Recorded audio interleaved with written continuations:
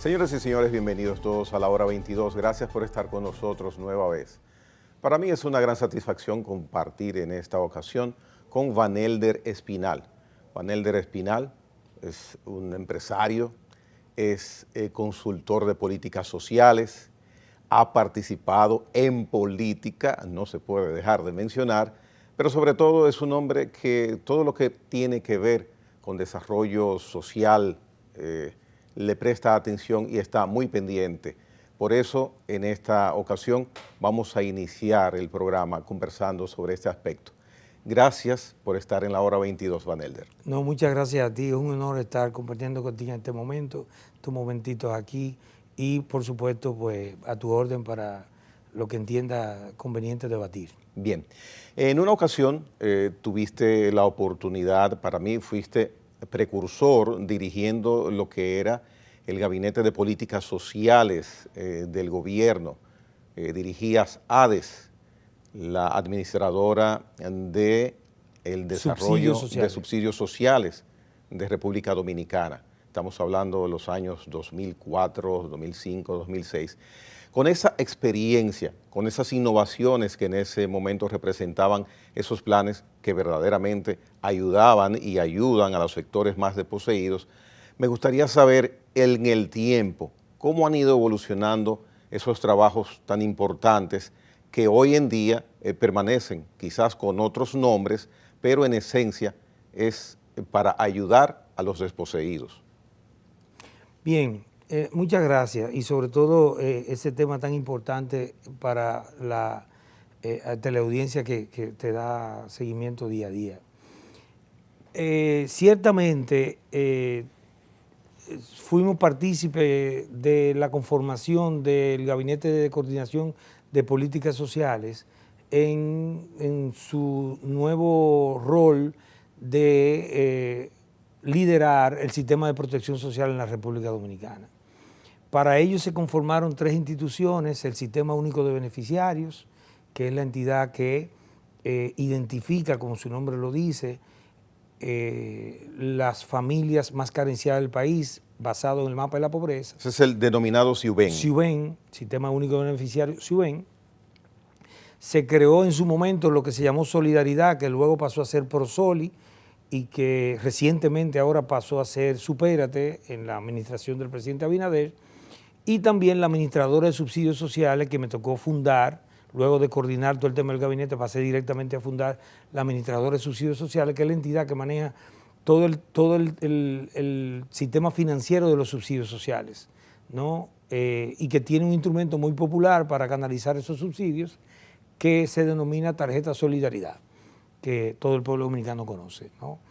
Y que ahora va a denominarse Tarjeta Supérate. El sistema de pago de los subsidios sociales viene a transparentar todo el manejo financiero de los subsidios. Ese entramado institucional es como parte central del sistema de protección social dominicano, pues ha sido muy valorado internacionalmente y ha generado mucho valor público en la sociedad dominicana, sobre todo en las familias más pobres, ¿no? La presente administración del presidente Abinader lo ha estado fortaleciendo, renovando, consciente de que con ello el sistema de protección social pues se fortalece. En ese sentido, ahora el programa que se denominaba Prosoli ahora se convierte en Supérate. Supérate es una versión más renovada, más acabada, más, diríamos, de nueva generación, como corresponde a una evolución natural de los sistemas de protección social y de las políticas públicas en sentido general. O sea que estamos frente a que Dominicana sigue avanzando, consolidando un sistema de protección social cada vez más eficiente, un sistema de protección social que genere más valor público, un sistema de protección social que esté más cerca de la gente y que pueda satisfacer de manera más adecuada la demanda de una sociedad que ahora con el embate del COVID ha recibido un impacto muy fuerte que demanda de mayor apoyo y de un apoyo más preciso del gobierno dominicano y que ha dado su fruto porque ha podido manejar ampliamente una de las ventajas que tenemos en América Latina de tener una plataforma de focalización de subsidios que permite colocar subsidios a quien lo necesita en el momento oportuno y de forma eficiente y eficaz. Eso está excelentemente bien planteado. La idea es interesante cuando se pone en práctica, por supuesto, es un gran alivio para esas personas depauperadas económicamente. Ahora bien, muchas veces se puede interpretar que es una herramienta política para los gobiernos por la vía de asistencia social.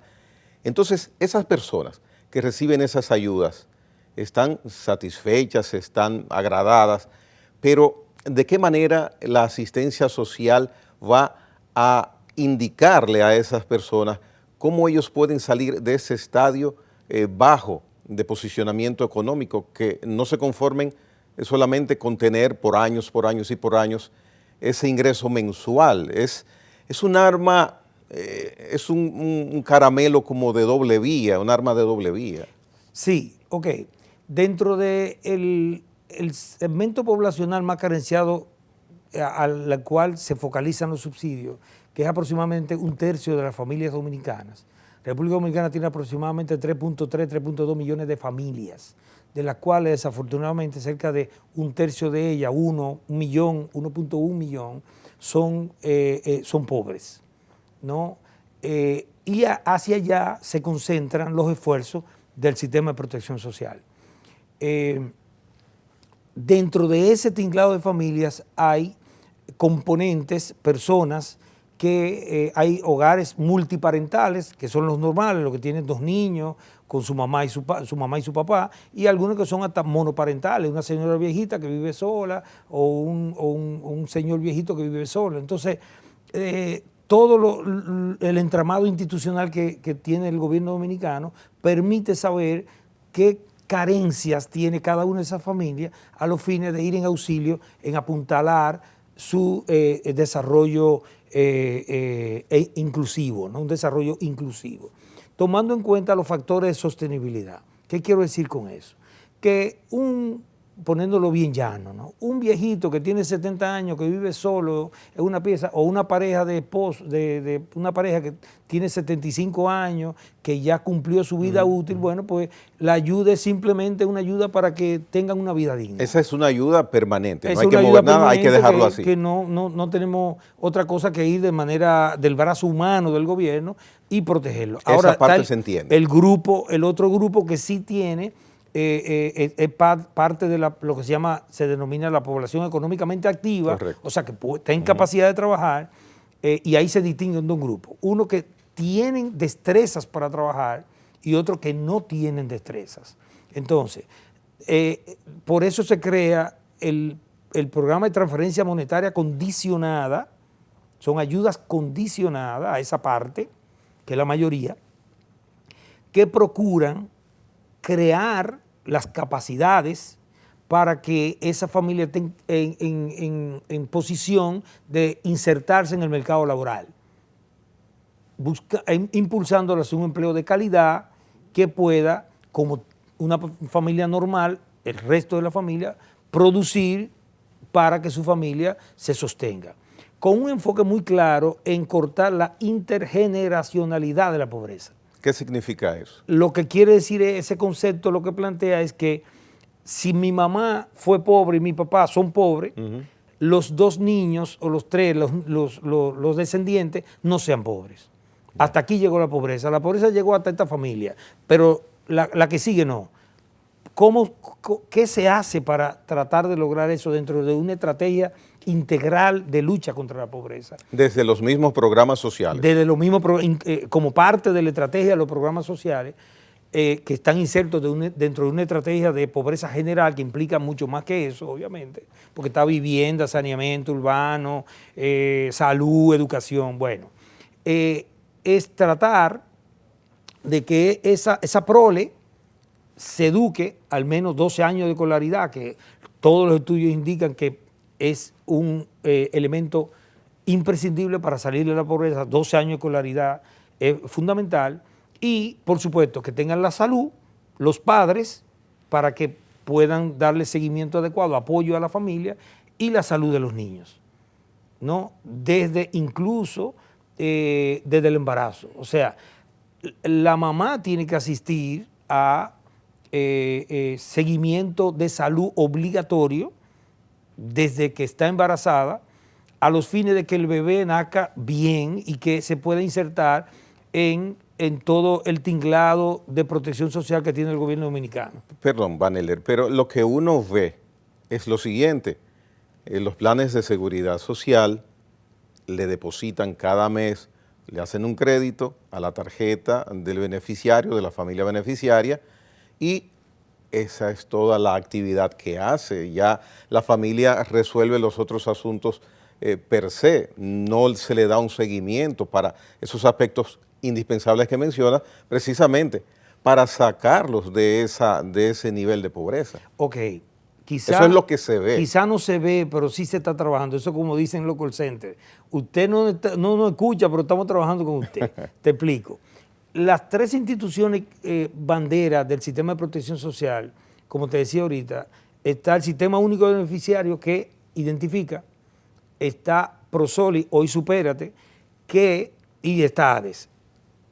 Prosoli, repito, convertido en Supérate recientemente, constituye el arma de seguimiento y tiene como especificidad precisamente procurar el desarrollo humano de esas familias, para lo cual tiene herramientas de seguimiento de su salud y de su educación fundamentalmente. Adicionalmente a eso, tiene programas específicos de capacitación buscando insertar a los jóvenes que ya están en capacidad de insertarse en el mercado laboral en herramientas, en capacitaciones, en coordinación con el Infotep, con el Instituto Tecnológico Comunitario, Community College, con el ITLA, de forma tal que ese joven que ya lo sacamos del bachillerato, lo apoyamos del bachillerato con subsidios especializados, uno de ellos se llama Incentivo a la Asistencia Escolar, que es adicional a Comer es Primero, que complementa a Comer es Primero y que incentiva la asistencia de los niños a la escuela. Una vez se gradúe de esos 12 años que te hablaba ahorita, entonces vienen los programas de capacitación para el trabajo, ¿no?, que garantizan que el joven pueda insertarse rápidamente en oficios específicos que a su vez le permitan seguir a carreras profesionales más adelante. El Prosoli Supérate tiene esa encomienda precisamente, darle seguimiento y promover el desarrollo humano de esas familias, dando un seguimiento muy preciso con enlaces comunitarios que son una especie de trabajadores sociales que tienen una cartera de familias, un portafolio de familias que se constituyen en su, diríamos, su trabajo de día a día y que están pendientes de que si asistió a la escuela el niño, de si fue vacunado. Por ejemplo, ahora mismo le están dando seguimiento si están a esa familia. Prosoli se encarga de si están vacunados o no, si cuántas dosis lleva, cuántas dosis no lleva, en ese segmento poblacional que es el más carenciado. O sea que fíjate que en ese trípode de la política social, que así le denominamos, hay responsabilidades compartidas y al mismo tiempo delimitadas. En el caso de Prosoli, su función principal es la de promover el desarrollo humano y para ello hace articulaciones con salud, con educación, con Infotep, con diferentes medios de capacitaciones y apoyo internacional que se requiere también para los fines de capacitación para el trabajo. O sea que podemos pensar que esos planes de asistencia social no solamente entonces se limitan a entregar unos fondos mensualmente. No, son transferencias monetarias condicionadas a las familias, condicionadas a cumplir lo que acabo de relatar ahora. Ahora, ese otro grupito que te decía en principio, otro segmento del mercado donde ya cumplió su vida útil desde el punto de vista laboral y de población económicamente activa, hay que protegerlo. ¿Y cómo sale una persona o hasta cuándo llega esa asistencia? Ok, está previsto en los manuales operativos del programa Prosoli que una vez completa el ciclo que implica graduación, una especie de graduación, pues ya no califica. Y por supuesto, cada 5 años, el Sistema Único de Beneficiarios va a ese hogar de nuevo y hace un levantamiento socioeconómico que le permite inferir si la familia conserva el mismo nivel de pobreza o no. Y pongamos un ejemplo yo creo que claro. Si esa familia, por alguna razón, que supongamos, en el 2012 tenía una condición socioeconómica que evidenciaba que era pobre, mediante el índice de calidad de vida, ¿no?, que es el indicador que maneja el SUBEN, cuando volvió de nuevo el censo 2017, se encontró que, 2 ejemplos muy típicos, o se sacó el premio o filmaron al muchacho con 14 años, filmaron a Grandes Ligas, ¿no?, o a NBA, en este caso Grandes Ligas más común en nuestro país.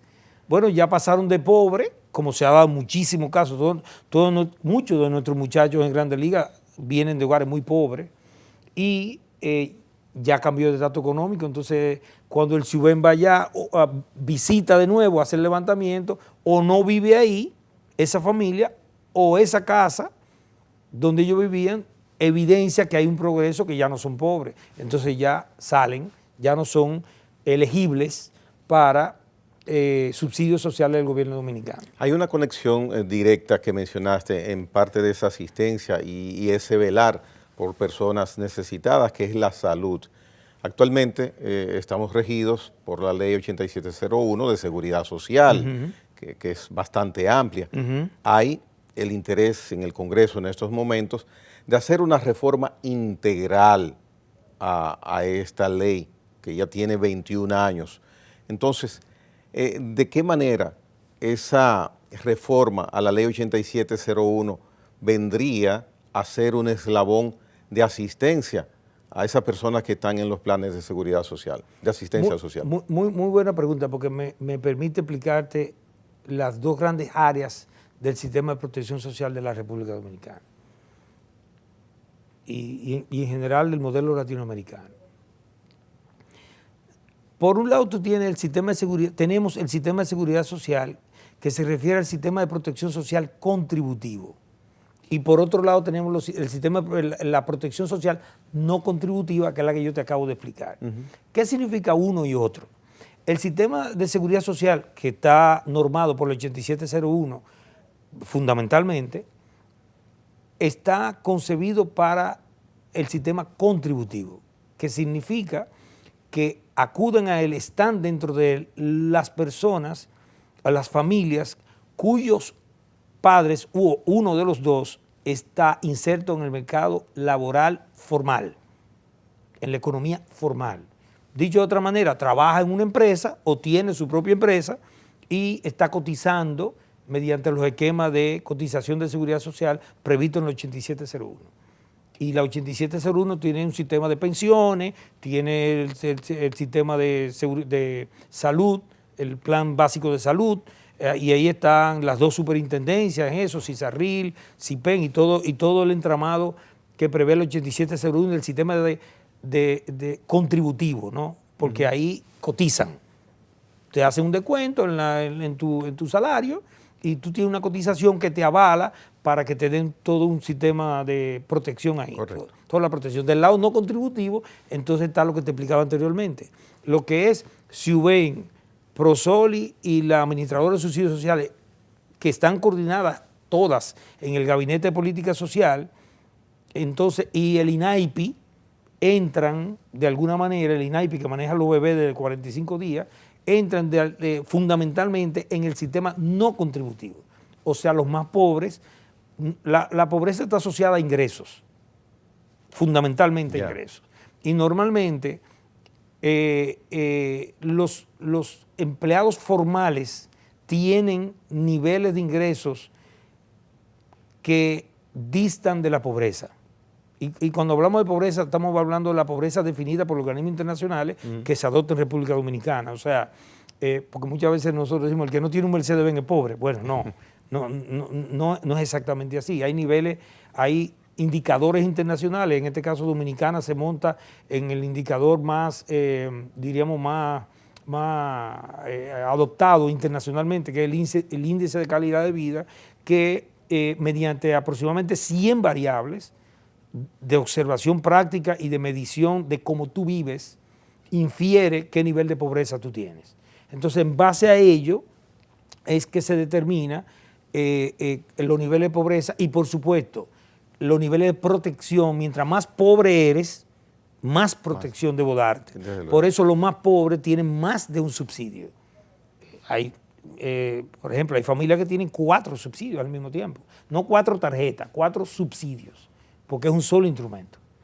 Pero donde más necesidad hay dentro de esos necesitados, básicamente es en el aspecto de salud, que ahí entra lo de la reformulación para que los alcance a ellos de la ley 8701. Y está, todos ellos están alcanzados por el sistema subsidiado, por el seguro subsidiado de salud que por ley administra SENASA.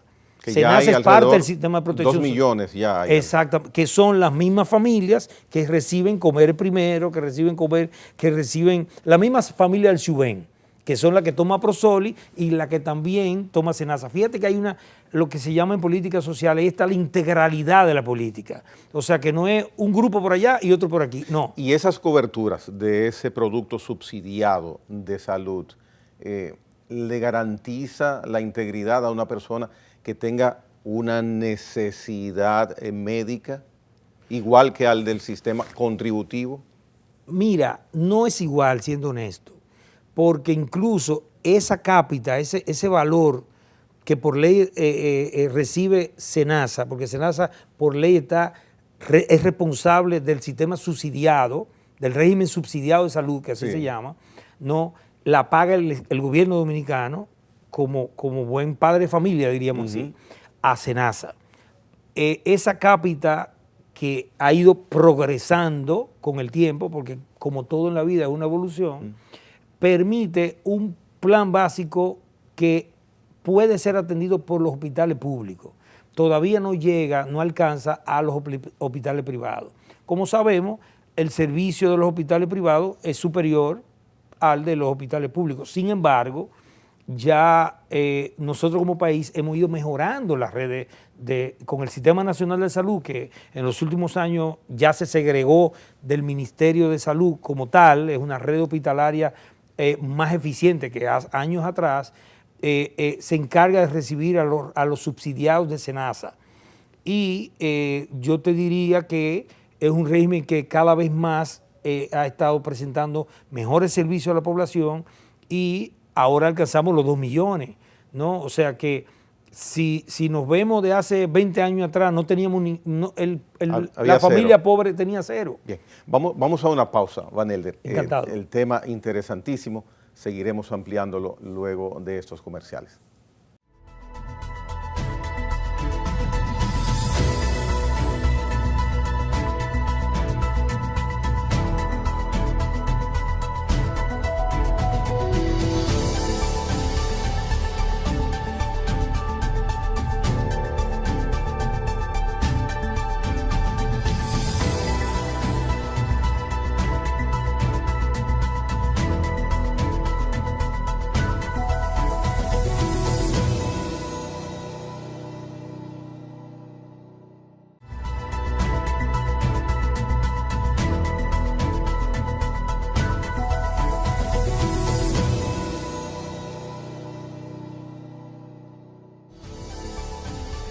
Bien, este tema que venimos desarrollando con Vanelder Espinal es bastante atrayente. La seguridad social de los más desposeídos, las necesidades que necesitan ellos les sean cubiertas en parte por el Estado. Y tenemos también, por ejemplo, en el mercado laboral una informalidad que cruza la barrera del 50%. Eso también es nefasto para el mismo que está aún recibiendo ingresos, pero de manera informal. Así es. Resuelve a mediano plazo la inmediatez, pero en el futuro queda desprotegido. Las políticas sociales del gobierno siempre están activas. Entonces, solamente es el gobierno que puede asistir. ¿De qué manera asiste el sector, por ejemplo, privado u otros otras áreas de nuestra sociedad. Mira, tal cual planteas, uno de los grandes retos de la sociedad dominicana y de la política pública es disminuir la informalidad. Porque como te explicaba ahorita, si no estás formal en la economía, entonces no recibes los beneficios de la seguridad social contributiva, que es la manera normal de, o que se ha normalizado, vamos a decirlo así, de que la protección social llegue a las familias, ¿no? Y por supuesto, te insertes en el mercado activo, en la población económicamente activa. Entonces, diríamos, impulsar la formalización de la economía es un gran desafío permanente que Dominicana debe hacer mucho esfuerzo porque está muy alto. Estamos hablando de más del 50% y es un tema de más allá de la política social, aunque mis profesores, yo tenía un profesor que decía que toda la política pública es política social, y eso me marcó mucho, porque, y explicaba, y lo digo porque la verdad es que me llamó mucho la atención su visión. Dice, ¿por qué? Porque la política económica es para la gente. ¿Para qué quiere controlar la inflación? Quiere controlar la inflación para que los productos la gente lo consiga, no se le encarezcan mucho, por tanto es para la gente. La política monetaria, bueno, controlar la inflación. La política de salud, para la gente. La política de educación es para la gente. Así también, la política económica, de hecho la economía es una ciencia social, no una ciencia exacta. Entonces, no se explicaba, y eso me da pie a decirte que viendo la política social desde el punto de vista integral, o la política pública como política vista integralmente, realmente es política social toda, porque todo es para la gente, de alguna manera es para la gente. En ese sentido, hasta las calles que se construyen son para la gente, los parques son para la gente, son políticas de infraestructura, pero ¿para qué? Para la gente. Entonces, desde ese punto de vista, constituye un gran reto para las autoridades públicas y, cómo no, para el sector privado, contribuir a la formalidad de la población económicamente activa y de la sociedad en general, ¿no? Porque se hace más eficiente el sistema. El sistema, me refiero al sistema integralmente hablando. Y desde esa perspectiva, uno de los grandes retos que a mi modo de ver es impostergable e imprescindible para hacer más eficiente la política social y su articulación con la política económica y sus ramificaciones, la política fiscal y todo el tema, es generar una institucionalidad que tenga la fortaleza institucional para enfrentar los desafíos que el mundo de hoy incluso son todavía más perentorios que hace apenas un año o dos atrás, cuando no teníamos el embate de la pandemia, que de alguna manera nos ha mostrado muchas de las deficiencias que estaban, pero que subyacían sin que fueran evidentes, ¿no? Esto ha de ser una responsabilidad tanto del sector público como privado. Sin duda, pero en la parte de política social, el gobierno dominicano tiene, diríamos, y el Estado en general, tiene una responsabilidad mucho mayor, porque se trata de una política pública que conduzca a una institucionalidad del sector social que responda a los desafíos del presente y sobre todo la sostenibilidad que requiere una política de protección social que tienen que estar enfocada en el mediano y largo plazo, porque ahorita te decía que se necesitan 12 años mínimo, los estudios nos indican claramente, para que un niño salga de la pobreza, necesita ser al menos bachiller, porque eso lo lleva a un estadio básico que lo puede incitar a un régimen de oficio bien remunerado, carrera profesional, que a su vez es un escalafón previo a la inserción al mercado laboral,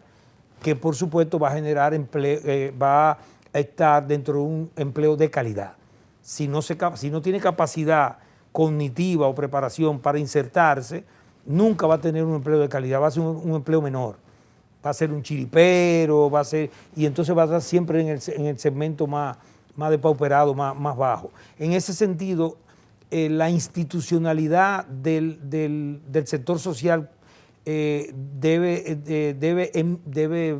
superar el estadio que tiene ahora, que está muy fragmentado, muy disperso y que amerita consolidarse en una institucionalidad que pueda tener el músculo necesario para impulsar políticas sociales disruptivas que generen mucho valor público y que vayan con más certeza a impactar favorablemente en ese tercio de las familias dominicanas que está en situación de carencia. Y entonces, en el aspecto de la educación, ¿cómo vamos? Porque vemos reportes que nos dan no buenas calificaciones de evaluaciones que recibimos.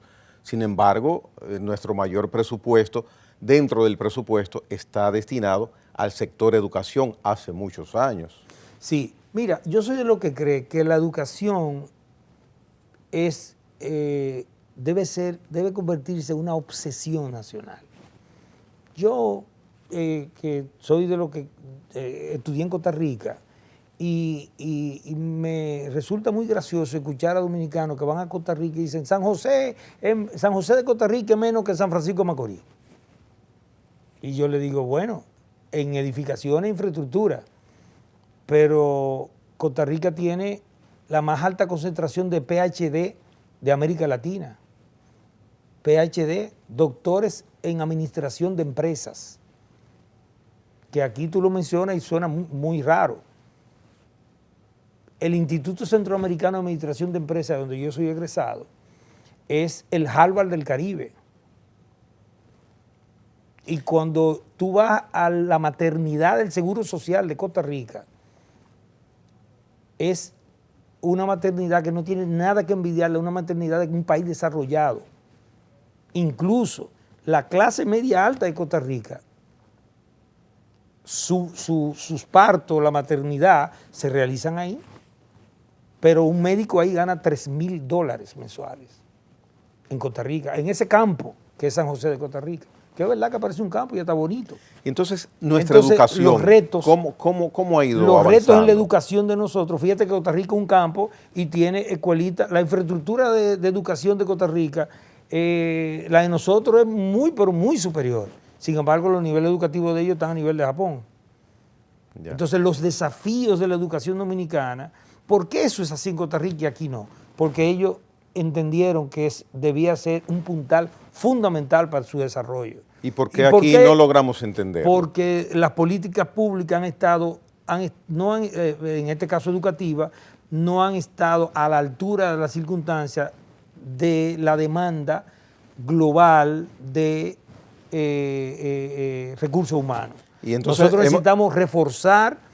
Ya hicimos grandes avances en los últimos tiempos con relación a estructura e infraestructura. O sea, envidiable incluso en la región. Envidiable. Sin embargo, la calidad educativa entonces ahora es el gran reto. Cómo subir ese profesorado a los niveles que puedan impartir una clase. Y por supuesto, cómo concienciar a la familia de que, no de que llevan a los niños a la escuela, porque Dominicana está entre los países que más llevan a los niños a la escuela, sobre todo de 0 a 10 años, sino que se mantengan. Porque el problema está en el docente o en el pensum. No, es integral. Ambas cosas el problema es integral. Ya. El problema va incluso en la familia. A los 10 años hay un quiebre, un ejemplo, ¿no? Hay un quiebre en 6º y 8º grado de deserción escolar muy alta, de lo más alta de América Latina. ¿Y qué lo produce? Lo produce el hecho de que la protección social debe ser fuerte ahí, y ya eso se ha ido mejorando. Por ejemplo, el subsidio a la asistencia escolar después del 6º grado y el 8º grado, incluso diferenciado a las niñas, que son las que más rápido emigran, porque entonces se van a labores hogareñas, servicio doméstico, es más alto ahí, para que se mantenga en los 12 años de escolaridad que te planteé al principio.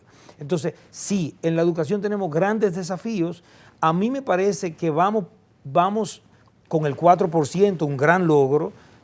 Ya mejoramos la infraestructura física y que ahora en la próxima década, porque volvemos a lo mismo, son políticas de mediano y largo plazo, debemos esforzarnos grandemente a los fines de garantizar que la calidad educativa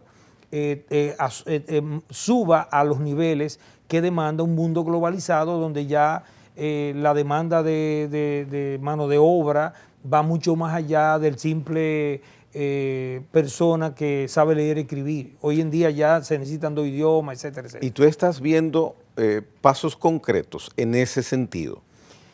Mira, en los últimos, sobre todo en los últimos años, mejorando la infraestructura era imperativo. O sea, no solamente mejorándola, sino en sitios donde no había.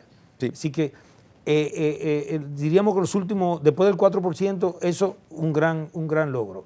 Ahora, incluso la tecnología más a la mano en esos centros, ¿no?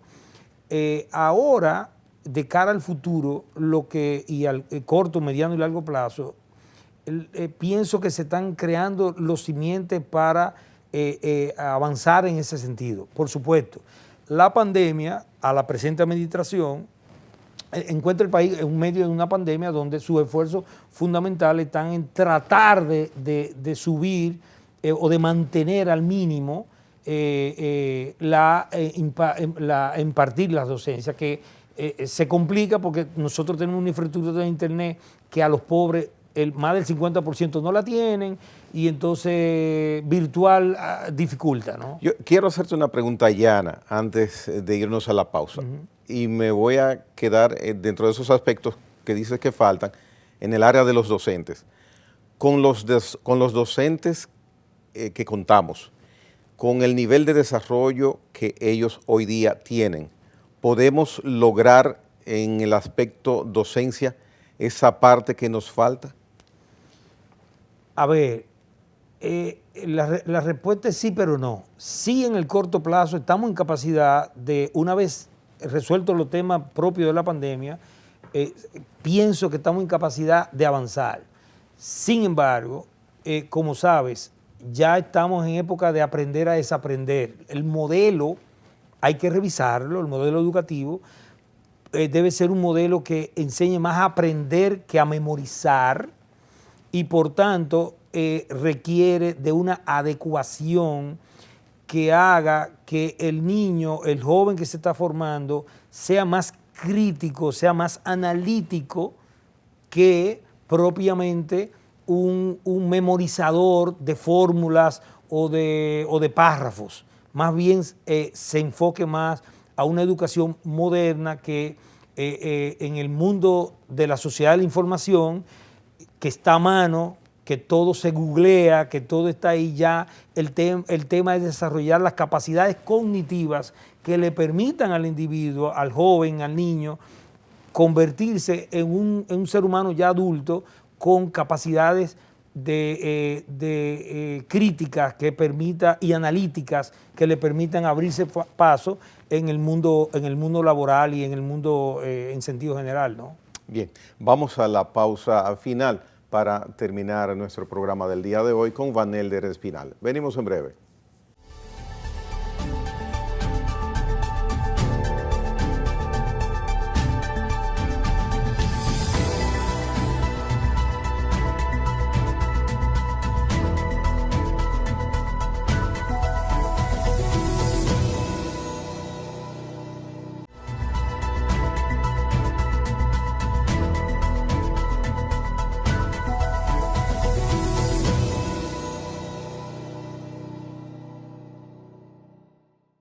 Bien, con el trabajo que has desarrollado durante tantos años, incluido por supuesto tu vital trabajo del sector privado como empresario, podemos decir que yo estoy conversando con una especie de sociólogo de nuestra sociedad. En ese sentido, ¿qué te preocupa de República Dominicana? Que quizás el sueño no te lo deje conciliar en algunos momentos. Mira, yo tengo alta preocupación por el desarrollo de mi país. Eso es consanguíneo. vengo de una familia comprometida con el desarrollo y el progreso de la República desde principios del siglo pasado. Mi abuelo, por quien yo me llamo Van Helder, fue un desaparecido del régimen trujillista. Mi madre fue fundadora del PRD y dio su vida a la política dominicana. Y me siento muy comprometido desde niño, ¿no? Y hago todo mi esfuerzo de donde me toca para contribuir en el desarrollo de mi país. De cara al corto plazo, yo pienso que tomando en cuenta lo que recientemente pasó, el fortalecimiento institucional de la Junta Central Electoral juega un rol fundamental en la democracia dominicana.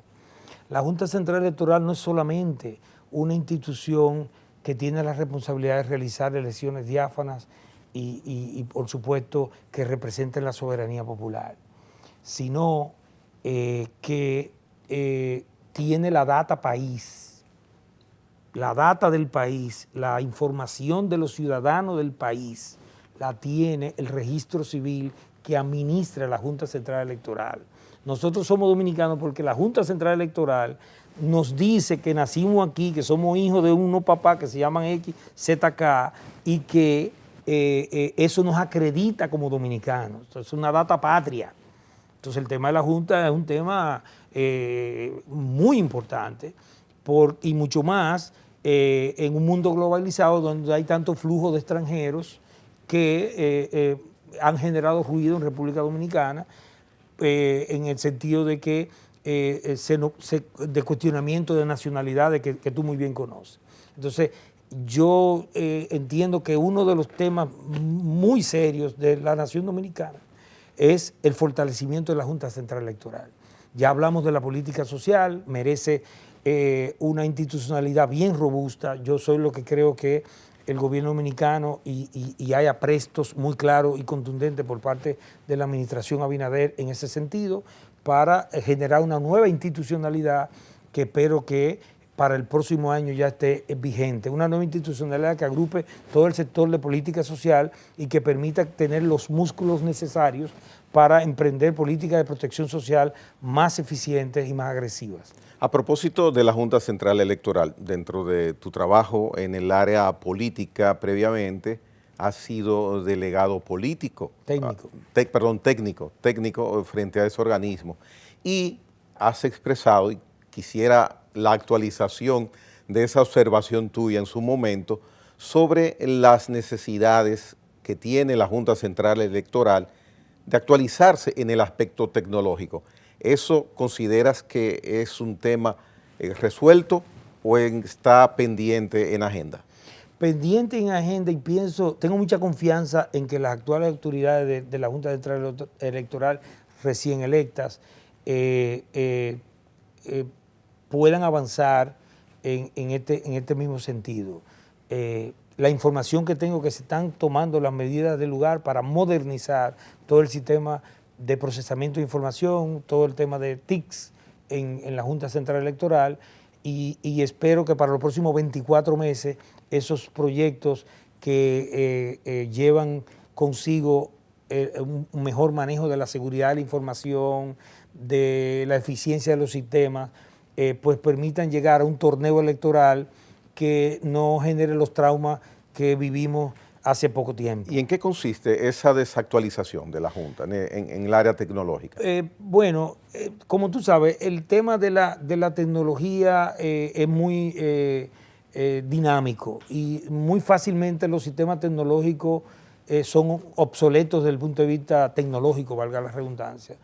Pero además hay nuevas herramientas tecnológicas que deben ser adoptadas a los fines de fortalecer todo el sistema de procesamiento de información de la Junta, entre ellos temas de seguridad de la información, que nosotros lo que observamos hace un tiempo atrás cuando estuvimos por allá, tenían deficiencias muy marcadas, dentro de ellos normas internacionales de seguridad de la información inexistentes y otras más que en su momento pues pues denunciamos y que se requirieron a la Junta Central Electoral. Y así fue que hicimos las elecciones entonces. Hicimos las elecciones con esas deficiencias, y lo que yo aspiro y auguro, porque he notado algunos elementos que me llevan a eso, es que ya la Junta Central Electoral para el próximo torneo esté mucho mejor preparada. Nunca se están en el tope diríamos de lo que se requiere, pero mucho mejor, mucho mejor. ¿No? Creo que la intervención del IFES norteamericano dejó una hoja de ruta muy interesante para la Junta, seguir fortaleciendo la institución, y los tiempos demandan, y creo que así lo están visualizando las nuevas autoridades en la Junta, de una mayor transparencia, una mayor eficiencia de cara a que la soberanía popular tenga esté garantizada. No, yo estoy muy marcado de la Junta Electoral desde mí adentro, porque a mi madre le tocó un momento histórico muy desagradable, siendo yo todavía niño. Fue quien recibió, estando en la Junta como delegada política en la Junta Electoral por el PRD en el 1978, 16 de mayo del 78, mi madre era la delegada del PRD en la Junta Central Electoral. Noche histórica. Exacto, una noche histórica, cuando a la 1 de la mañana, y esto es bueno para las nuevas generaciones, llegaron los militares del régimen vigente en ese momento con bayonetas a interrumpir el proceso de informático de la Junta en ese momento, que dio al traste con una crisis, con un momento de las peores crisis políticas que ha tenido la República, o que tuvo la República Dominicana en el siglo pasado. Y recuerdo que la seguridad que acompañaba a mi madre en ese momento, como representante del partido opositor, que resultó ganador en ese momento el PRD, pues me contaron sobre la valentía de ella al enfrentar a militares que llegaron con fusiles de alto calibre a suspender el proceso electoral el 16 de mayo a la 1 de la mañana en la Junta Central Electoral. Entonces, superado, y digo eso para que se vea que hemos ido progresando, quizá no a la velocidad que queremos, ¿no? Pero a mí también me tocó a la 1 de la mañana, precisamente casi a esa misma hora, participar dentro de un momento muy difícil, cuando se detectó el fraude que se hizo en las primarias y la suspensión de las primarias en este torneo recién pasado. De las primarias del PLD te refieres. Sí, las primarias internas en el PLD, precisamente fue a la 1 de la mañana cuando se fue convocado para decir que todo el sistema, había problemas con los sistemas en las mesas electorales, y por supuesto, tuve que recordarme de mi madre que por supuesto, la diferencia fue clara. Uno era una discusión técnica que duró hasta las 2:30 de la mañana de cómo solucionarla, y la otra se amaneció en claro, pero era con fusiles que eran bayonetas, muy diferente a lo que mi madre tuvo que vivir en ese momento. Parece que la hora no es buena en esos asuntos electorales. Habrá que suspender y seguir al otro día. Quizá, no pero lo traigo a colación porque es notorio la diferencia, el progreso que hemos tenido en Dominicana. Fíjate que como países vecinos no superan ese tipo de dinámica, y ahora nuestra hermana nación haitiana, como está sufriendo cosas muy similares hace 30 años. Sí. Dominicana tenemos deficiencia, pero no llegaron bayonetas ahora, llegaron técnicos a discutir a la 1 de la mañana cómo solucionar un problema técnico. Bien cortito, en cuestión de segundos, ¿cómo ves el rumbo que lleva nuestro país?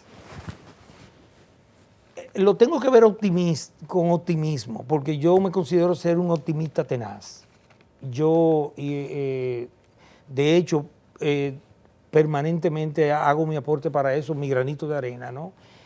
Sin embargo, no puedo cerrar los ojos ante situaciones desafiantes que tenemos hacia el futuro y que van a requerir de grandes decisiones del sector público, del sector privado, del liderazgo nacional a los fines de ser superada. Bien, gracias Juan Elder Espinal por tu asistencia aquí a la hora 22. Muchas gracias. Señores, mañana tendremos otro programa. Esté en sintonía nueva vez a la misma hora en este canal. Nos vemos.